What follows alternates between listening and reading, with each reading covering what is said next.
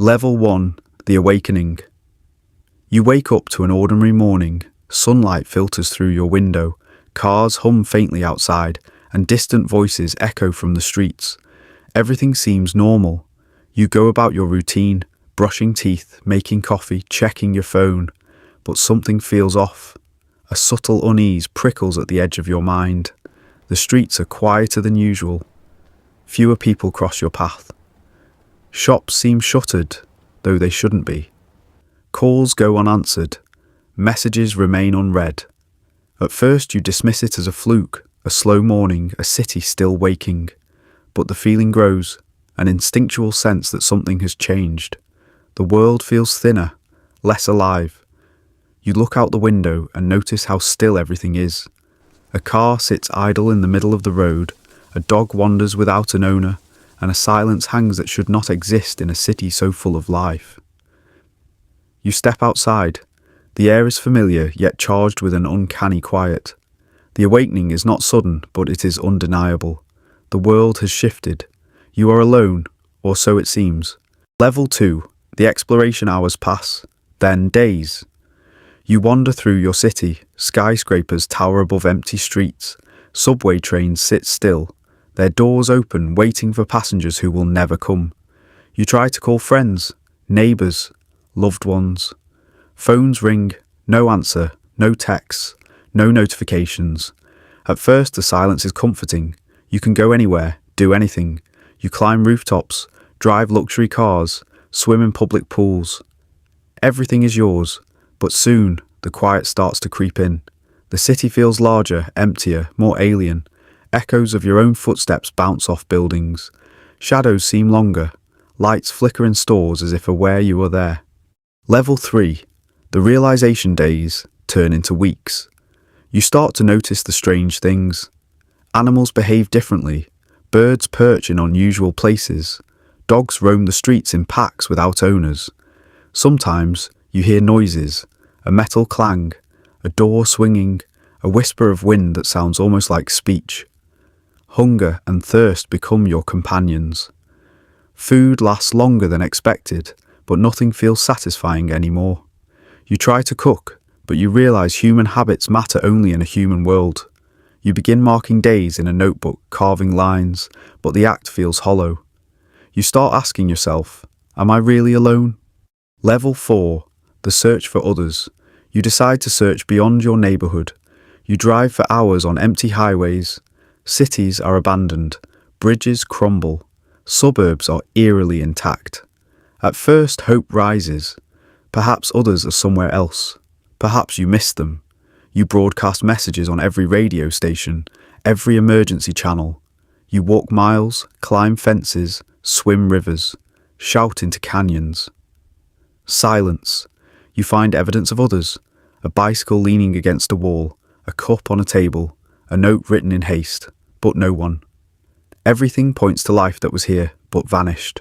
A diary, torn pages, toys in a yard, a meal half eaten. The world tells stories of people who existed, but none remain to tell them themselves. Level 5. Survival. You adapt. You learn to scavenge efficiently. You gather clean water, stockpile food, set traps for animals. You build shelters in abandoned buildings. You find comfort in routines, morning walks, journal entries, watching sunsets. But the solitude gnaws at you. Nights are worse. Sounds echo differently in the dark. You talk to yourself. You talk to imaginary companions. Sometimes you leave notes addressed to the world that might read them, if anyone returns. Loneliness transforms into fear. You realize that your mind might be your only companion, and it is starting to unravel. Mirrors become unsettling. You see your own reflection as both friend and stranger. Level 6. Danger in the silence. Then the fear becomes real. You hear movement where there should be none, shadows in alleyways, rustling in the trees.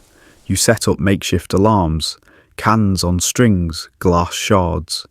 Every noise makes your heart race. You wonder, is it a survivor, something else? Or is it your own mind playing tricks? You explore abandoned military bases, hospitals, laboratories. Supplies run low. Your body weakens. Every encounter with an animal, every empty street corner becomes a potential threat. You sleep lightly, wake at every sound, paranoid and alert. Level 7. The mind breaks. Isolation stretches into months, days blur. You begin talking aloud constantly, even while doing chores. You write letters to people who are gone. You act as if someone is listening, as if someone will reply. Shadows seem to watch you. You question every sound, every movement. Sometimes you convince yourself you saw someone moving in the distance. You chase it, only to find emptiness. Your dreams become vivid. You wake sweating, convinced that you are surrounded. The line between reality and hallucination blurs. You realize that being the last human is not just a physical struggle, it is a mental one. Level 8. Acceptance and legacy. Eventually, you reach a sort of balance. You understand the rules of this new world. You are cautious, resourceful, aware of every corner, every shadow. You move with purpose. You learn to ration, to plan long term.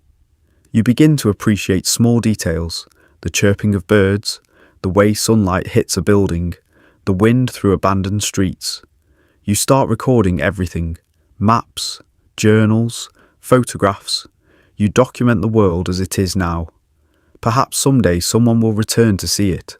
Perhaps not, but the act of recording gives you purpose. You are the last human. You have survived what no one else could. The world is empty, but you move through it with a careful, deliberate grace. The loneliness is absolute, but it is no longer paralyzing. It is a world without humans, yet you continue to live, a witness, a keeper, the sole custodian of a vanished civilization. Final reflection. You walk to the highest point in the city, overlooking the streets and buildings below. You see the patterns, the remnants of life, the chaos frozen in time. You reflect on what humanity once was, on what it could have been. You understand your own strength, resilience, and solitude. In this silence you are alive, you are alone, but you endure, and perhaps in enduring, you honour everyone who came before you.